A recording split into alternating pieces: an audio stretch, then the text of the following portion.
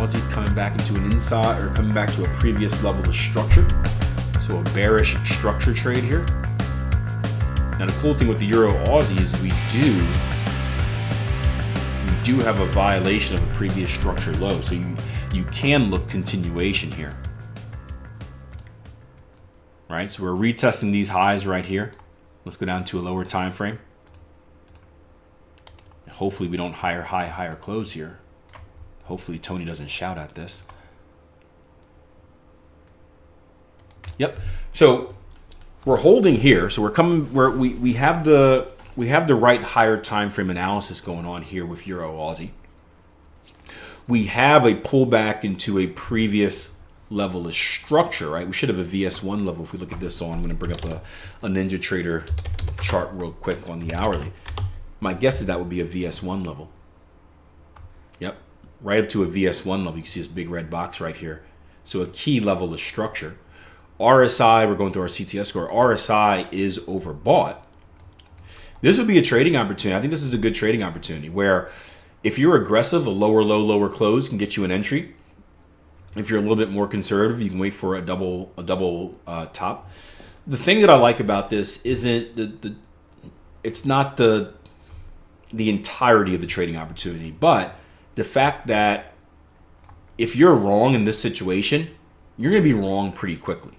So let's say that we get our lower low, lower close, right? Let's say that price action does this, right? And again, we know this probably another couple hours in advance because this candle has to form and then another candle. But let's say we get another candle that forms like this.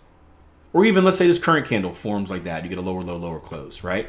You're dealing with an entry that looks like this, wherever that lower low, lower close is. Who can tell me where stops need to be?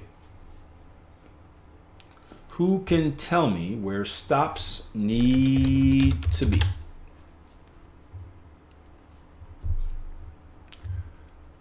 Well, stops need to be above our highs. Stops need to be above the previous level of structure, where we're basically sitting right on it. So if we do just a 1 ATR stop, we're looking at 48s. So let's call it 50s.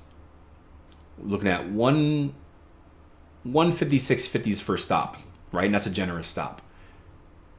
If you're shooting for, if you're shooting for, let's say, this level right here, you got a positive risk reward. If you're shooting for a retest of the lows right here, you got an even better risk reward. If you're shooting for an extension, because again, we did have that lower low, lower close on the higher time frame, right? If you guys remember this right here, that's the lower low, lower close. So if you're shooting for an extension to retest our levels down here, and again, this could be a secondary target, this could be a third target, you're stretching that out even more.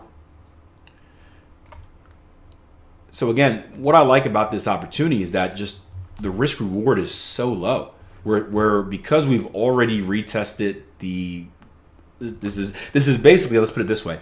This is basically a trend continuation trade with a counter trend trade type of entry, right? The thing I like about counter trend trades happen at decision points, key levels of structure. So where you know you're wrong pretty quickly. You don't really have to risk all too much. Typically in a trend continuation trade, right, you're usually getting involved someplace like down here with the pullback, like say this lower low, lower close, and then you either got to do the thing where you put a stop loss in right here and then be willing to take the trade again, or you have your stop loss above the highs, and then again you're looking for the extension down here. So typically it's a much bigger risk with the continuation trade, or just knowing you have to take the trade. You may have to take the trade multiple times. Counter trend trades is typically, hey, when I know I'm wrong, I'm going to be wrong right away, and I'm really close to the highs. So this is a situation where we have a trend continuation trade technically that is setting up with a counter trend entry, and you really have some counter trend type stops on here. So it's a really decent opportunity. I'm going to go ahead and get this into our pro trade log, that way we can update our traders on the chat. If you guys have any questions about this, let me know.